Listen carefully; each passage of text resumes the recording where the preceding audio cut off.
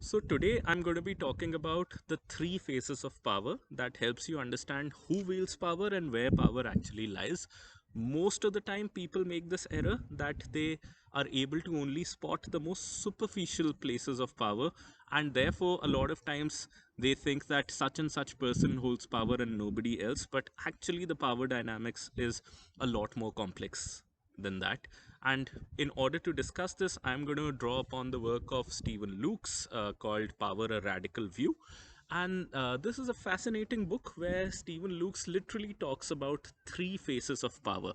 The first phase is the most visible phase of power, the second is the hidden phase of power, and the third most insidious phase is the invisible phase of power. Now, the first phase should be very apparent and very easy to spot.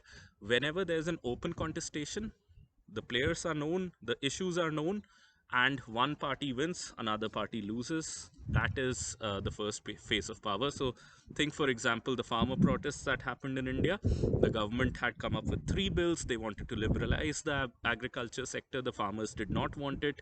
There were open protests, there were open contestations, and eventually the government had to withdraw those bills. Uh, Everything out in the open. You knew who's exercising power over whom, what's the contestation, what's the issue, who's the winner or the loser. That's the first phase of power. Typically, people who are in the parliament or in the bureaucracy who have official positions, they exercise the first phase of power. But also, as you see in this case, farmers or anybody who has a platform, who's out there and contesting the issue, is also exercising this first phase of power. But that is not all to the story. The second phase of power is the hidden phase of power. That is the power to deplatform somebody or to control the narrative.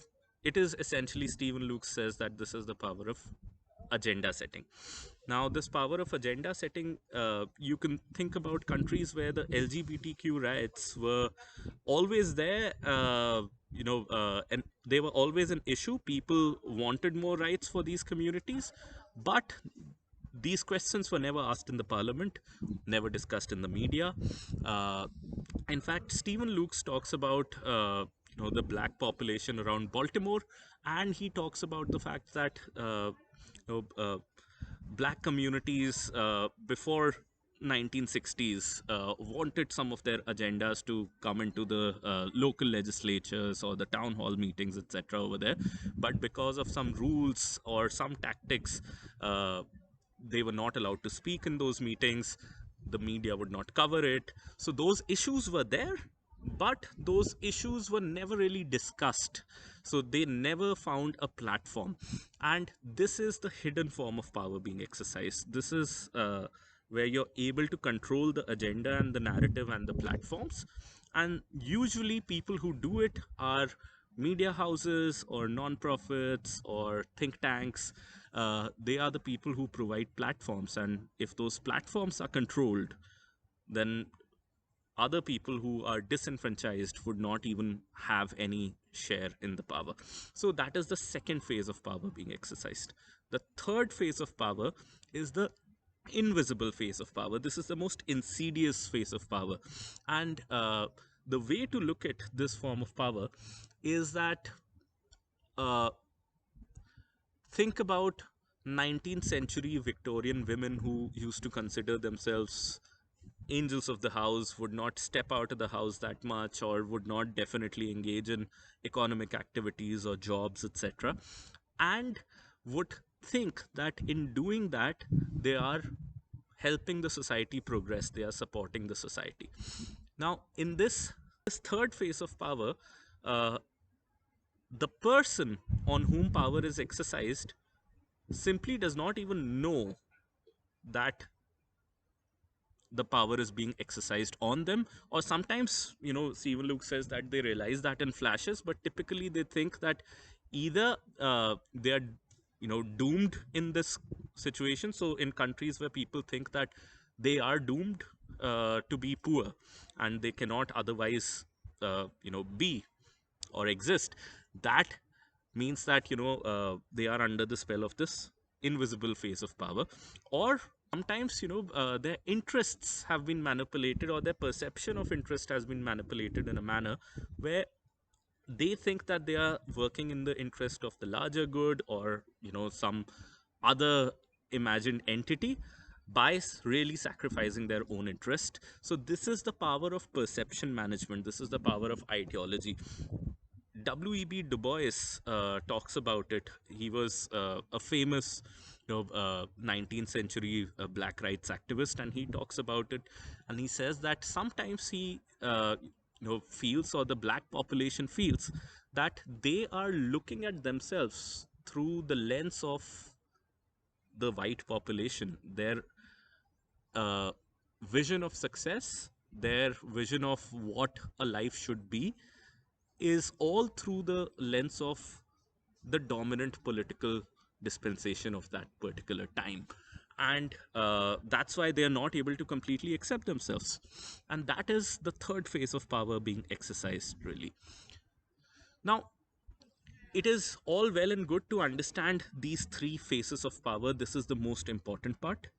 But I'm also going to take one step ahead and discuss the work of John Gaventa, who was Stephen Lukes' student. And John Gaventa really conceptualizes this into a power cube. You can look at his work on www.powercube.net. What John Gaventa says is that think about three edges of a cube. One edge is what Stephen Luke says, the visible power, the hidden power, the invisible power. Another edge is local, national, and global, so where this power is being exercised per issue.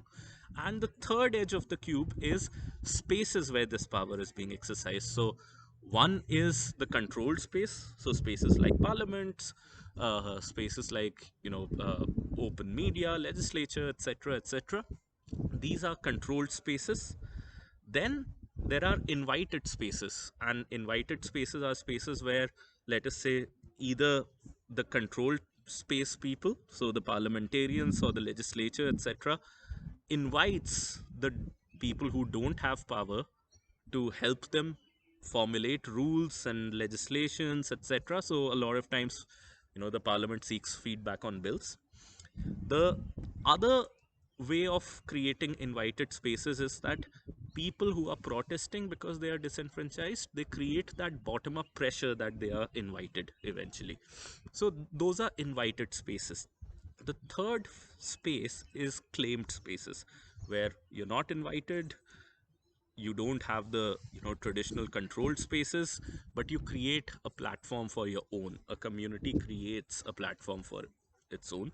And there are many cases like that. Like impressionist artists did not get spaces in traditional galleries to showcase their art, and what they did was that they created their own gallery, a very basic form of a gallery, where people could visit. And people started coming, and eventually impressionism became a big art movement.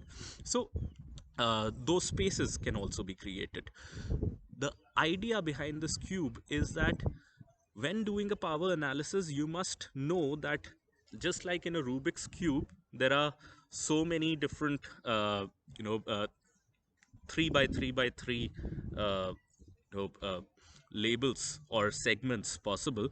Similarly, in this particular case in power, you need to analyze whether your particular power issue has a global dimension, a local dimension, or a national dimension. Is the form of power exercised hidden, or invisible, or visible? And are the spaces claimed, are the spaces invited, are the spaces controlled?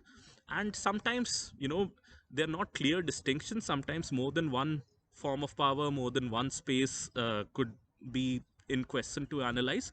One very quick example over there is the example of this Mexican legislator, Eufrosina Mendoza Cruz. In Mexico, what had happened is that in a province called Oaxaca, there was a constitutional amendment. The government gave rights to tribal populations to rule their places in their traditional tribal norms. So self-governance, very progressive idea. But when that happened, Eufrosina Mendoza Cruz contested elections, but she won, and it was considered null and void because, as per the local tribal norms, women were not allowed to contest elections or hold public offices. She had to go to the Supreme Court, the traditional Supreme Court, another amendment was made, and eventually the Supreme Court allowed her to contest elections, and she won again, and had a very successful political career. Now, what this shows is that there was an invited space created, but there was a hidden form of power being exercised where some groups, in this case women, were deplatformed. Now, if Euphrosyna Mendoza Cruz had thought that, hey, I'm a woman, I should not even contest elections. If that was the case, then it would have been the third phase of power being exercised on her. Thankfully, that was not the case in her situation, and uh, she knew that her fight is to create an invited platform. So, her fight was to create an invited platform, yes, and also to fight the hidden face of power, which was really embedded in the ideology of the traditional norms.